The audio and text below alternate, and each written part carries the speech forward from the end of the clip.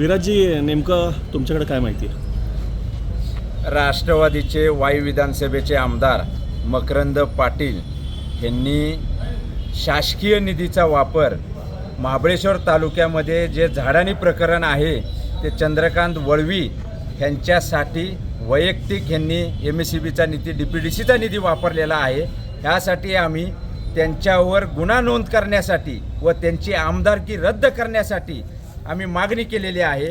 हे आमदार मकरंद पाटील यांचं शिफारसपत्र यांनी या ठिकाणी त्यांच्या सहीच्या शिफारसपत्रावर साळोशी येथील वळवी वस्तीवर विद्युतीकरण करणे अशी मागणी केली होती। महावितरणने देखील त्याचा DPDCतनं मंजुरी हे केलेली आहे।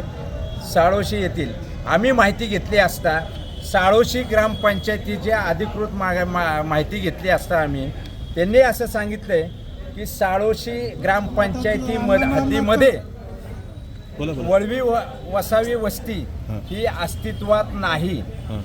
यावरनं हे आम्ही माहिती अजून हे केल्यानंतर झाडानीमध्ये जे तिथं कुठलंही गाव अस्तित्वात नाही किंवा वस्ती अस्तित्वात नाही अशा ठिकाणी हे DP 51,86,540 रुपयाचा हा DPDCतनं निधी यांनी तिथं 22 KVAची 5 किलोमीटर सिंधी फिडरवरनं 5 किलोमीटर HT लाईन आणि 0.35 किलोमीटर LT लाईन ही तिथं झाडानीमध्ये त्यांचे जे अनधिकृत रिसॉर्ट चाललेलं आहे या वळवी यांच्या रिसॉर्टसाठी त्यांचं या शासकीय निधीचा गैरवापर केलेला आहे।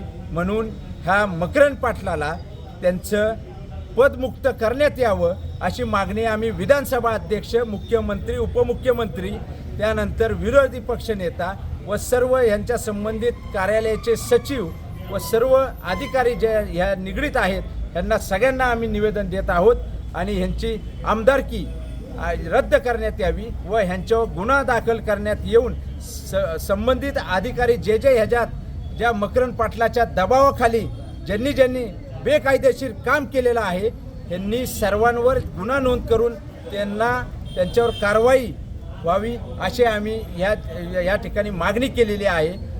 अजून या ठिकाणी हा मकरंद पाटील गेले असे अनेक त्यांचे हे आहेत। आत्ता तुम्ही जर तिकडं झाडानीला गेला तर शासकीय योजनेअंतर्गत अनेक रोडची कामं, साकवांची कामं, साकव वगैरे तिथं ह्यांच्या या धनिकांच्या सोयीसाठी या शासकीय निधीचा गैरवापर करून तिथं त्यांच्या सोयीसाठी सगळं काय चाललेलं आहे।